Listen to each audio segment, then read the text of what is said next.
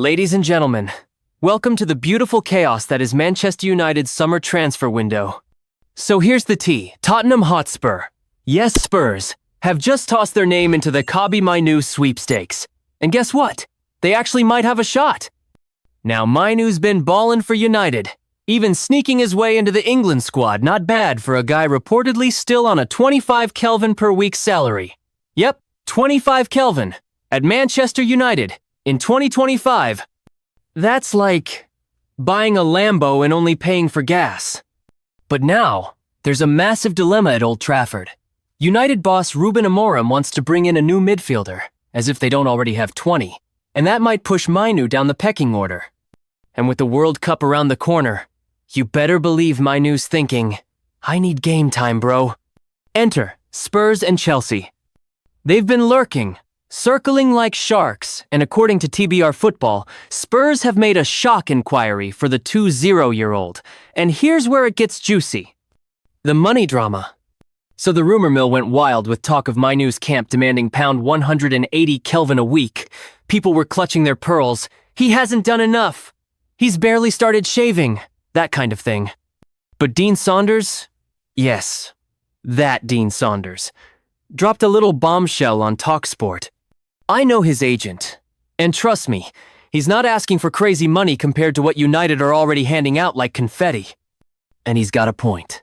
There are guys riding the bench at Old Trafford raking in 3-4 times Mainoo's wages. So now, United have a choice. Pay up to keep one of the brightest young talents in the Prem. Or risk losing him to Spurs or Chelsea. Or worse, let him walk for free in 2 years. So here we are. United's caught between a rock, a hard place, and Daniel Levy rubbing his hands behind a fax machine. Do they cash in now, protect the asset, and take the £70 million? Do they pay him what he's worth and hope he sticks around? Or do they do what United does best, panic buy a 32-year-old midfielder in January? Let us know your thoughts in the comments. Is Mainoo worth the money? Should United fight to keep him? Or would he thrive under Anjet Spurs? Guys, we've got drama at Old Trafford. And not the usual lose to Crystal Palace and blame the ref type of drama. This one's boardroom warfare. Meets wage bill madness. So let's set the stage. United have already made moves this summer. Matheus Cunha? Done. Diego Leon? In the bag. Oh, and after what felt like 3 decades of negotiations, Brian Mbeumo finally put pen to paper from Brentford. Ruben Amorim is cooking something in the next dish. He wants a goal machine up front and a midfield general in the center. Enter Guerra, Valencia baller, Spain U21 international, total midfield dynamo. United are ready to drop £21.5 million on him. Guerra? He's vibing with the idea, told the club. You've got my blessing. His agents? Expecting something better than Valencia's weak renewal offer. Green lights all around. But hold up. Plot twist incoming. Manchester Evening News just pulled the curtain back and dropped the bomb. United are prohibited from signing a midfielder. Why? Because of one man. Casemiro. Yes, Mr. 5-time Champions League winner is now, apparently, the bouncer at the transfer door, and nobody's getting through unless he leaves. See, Casemiro's on a £300 Kelvin a week diet of big wages and diminishing returns. United tried to offload him, no joke. 4 separate intermediaries were sent out like agents from Mission. Impossible to find a buyer. All of them failed. No one's biting unless United throw in free snacks and maybe a gift card. And here's the real kicker. Unless they sell Casemiro for at least £15 million, they can't even balance the books under the Premier League's profit and sustainability rules. So yeah, no Guerra, no new midfield engine, until Casemiro hits the exit. Meanwhile, United have been sniffing around strikers Sesko, Watkins, Nicholas Jackson, but apparently those price tags are giving the Glazers nosebleeds. RB Leipzig's Sesko still wants the move, even without European football, but United are playing it cool. Real cool.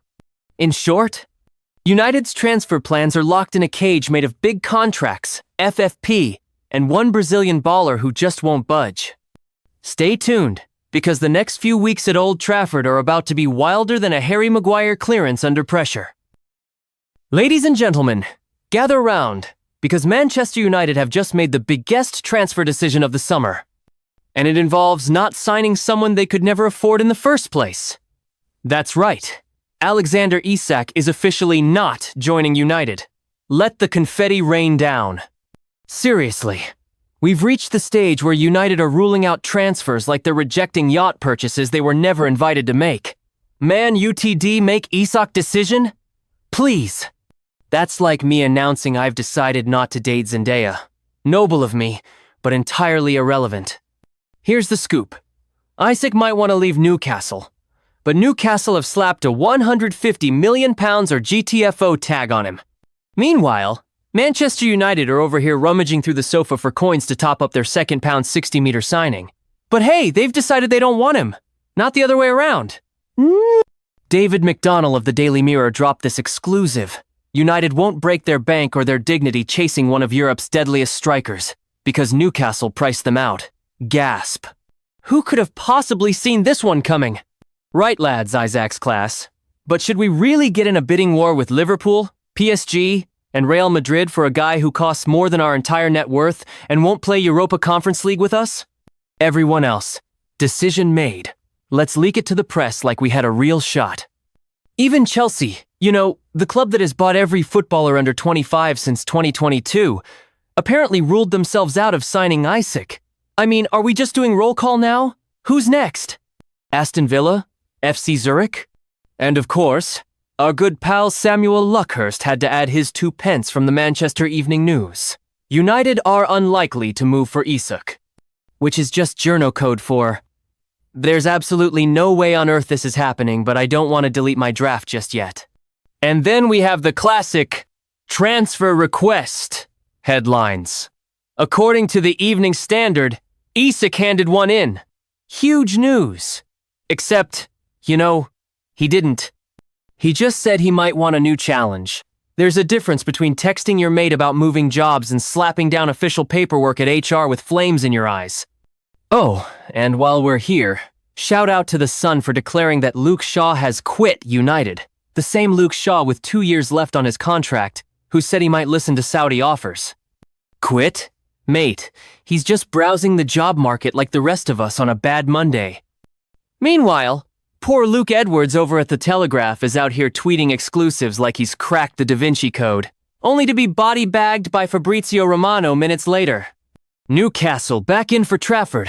Oh wait, he's going to City? Tweet deleted faster than a United lead at Old Trafford.